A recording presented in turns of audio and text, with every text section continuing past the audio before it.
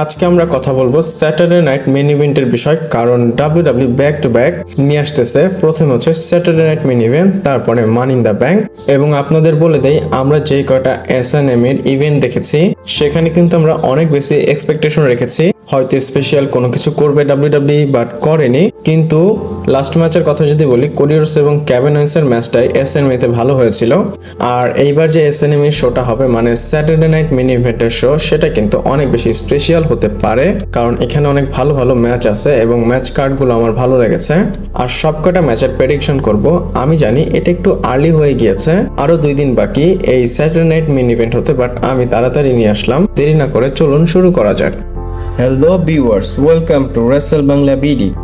প্রথম ম্যাচের বিষয় বলবো, যেটা ডাব্লিউডাব্লিউই অনেক বেশি ইন্টারেস্টিং বানিয়ে দিয়েছে। আর সেই ম্যাচটা হচ্ছে ওয়ার্ল্ড হেভিওয়েট চ্যাম্পিয়নশিপের জন্য Logan Paul versus J Uso. এখানে আপনারা অনেকেই বলতে পারেন যে ডাব্লিউডাব্লিউ লোগান পলকে এত কেন অপরচুনিটি দেয়, বাট সেটার জন্য একটাই অ্যান্সার আছে, কারণ লোগান পল অ্যাকচুয়ালি ডিজার্ভ ইট। আপনারা জানেন লোগান পল সেই গ্রেট ম্যান যে কিনা ডাব্লিউডাব্লিউ কে অনেক গ্রেট মোমেন্টস দিয়েছে, আর এর জন্যই সে ডেফিনেটলি এই ওয়ার্ল্ড হেভিওয়েট চ্যাম্পিয়নশিপের অপরচুনিটিটা ডিজার্ভ করে। ডাব্লিউডাব্লিউ জানে এবং লোগান পলও জানে সেই চ্যাম্পিয়নশিপটা জিততে পারবে না, কারণ স্পেশালি তার এগেনস্টে জে উসো আছে। বাট ডাব্লিউডাব্লিউ একটা জিনিস ইন্টারেস্টিং করেছে, এই পিকচারে কিন্তু গুন্থার এবং স্যাথ রলিন্সকে ঢুকিয়ে দিয়েছে।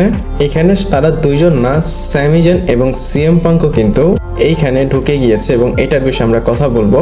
আর এই ওয়ার্ল্ড হেভিওয়েট চ্যাম্পিয়নশিপের কাহিনী কিন্তু অনেক বড়। জে উসো এবং লোগান পলের মধ্যে যেই জিতবে সে ফেস করবে গুন্থারকে মানডে নাইট রতে, এবং গুন্থারের সাথে ম্যাচ হওয়ার পর কিন্তু মানি ইন দ্য ব্যাংকের যে উইনার, সে হয়তো ক্যাশিং করতে পারে এই টাইটেলের জন্য। ডাব্লিউডাব্লিউ কিন্তু এই জিনিসটাকে অনেক বেশি ইন্টারেস্টিং করেছে।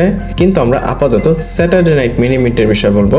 আমি যদি বলি, আমার মনে হয় না লোগান পল এখানে ম্যাচটা জিতবে। আর এমনটা না যে জে উসো খুব ইজিলি লোগান পলকে হারাবে।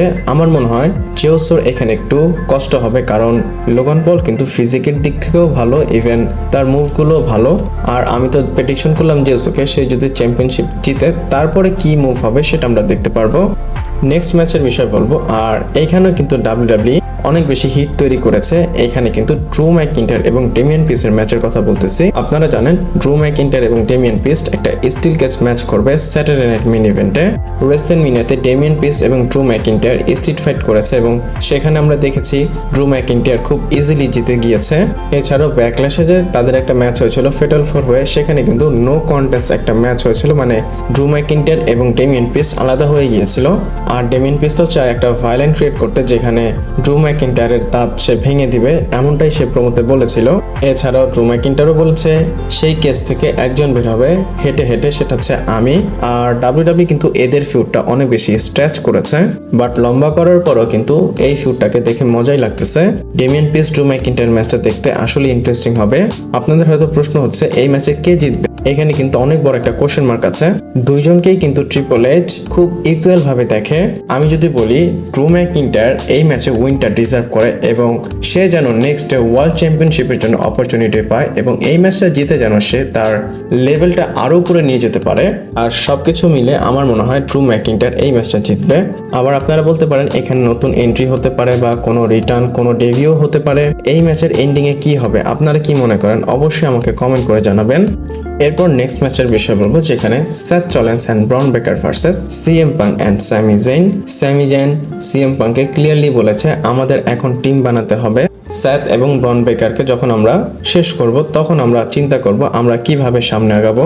আর ওই দিক দিয়ে স্যাথ রলিন্সের প্ল্যান কিন্তু একদম ক্লিয়ার। সে ব্রন বেকারকে একদম ইউজ করতে চায় যেন সে জে উসোকে ডিস্ট্রয় করতে পারে।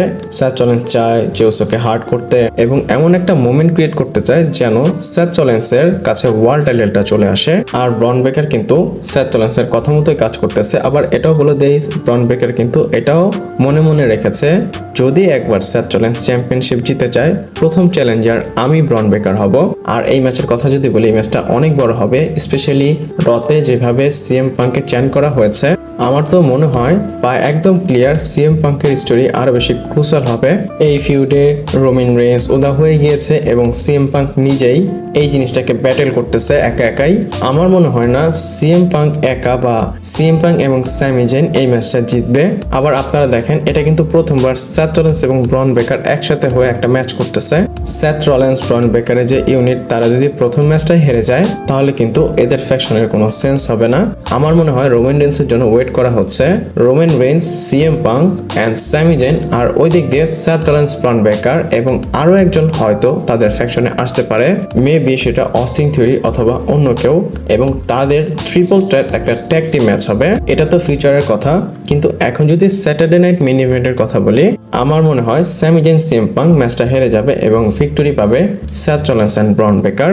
আর অবশ্যই এই ম্যাচে স্যামি জেন পিন হবে।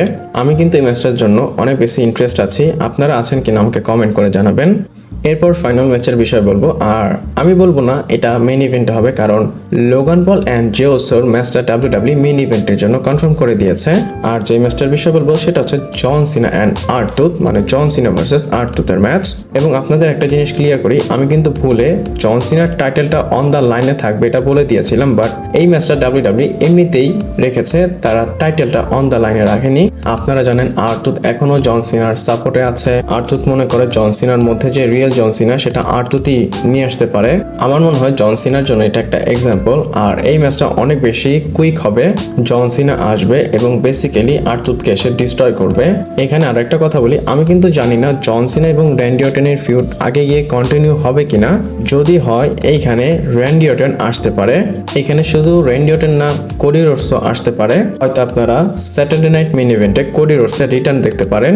আর আমি তো এই ম্যাচের উইনার প্রেডিকশন করেছি জন সিনাকে। আপনারা কাকে প্রেডিকশন করবেন? এবং স্যাটারডে নাইট মেইন ইভেন্টে 4টা ম্যাচ হবে, 4টা ম্যাচের প্রেডিকশন আপনাদের কেমন লেগেছে আমাকে কমেন্ট করে জানাবেন, এবং আপনাদের প্রেডিকশন আমাকে কমেন্ট করে জানাবেন। ভিডিওটা এই পর্যন্ত ছিল। ভালো লাগলে লাইক, কমেন্ট, শেয়ার, সাবস্ক্রাইব করে পাশে থাকবেন। পরবর্তী ভিডিওতে আবার দেখা হচ্ছে।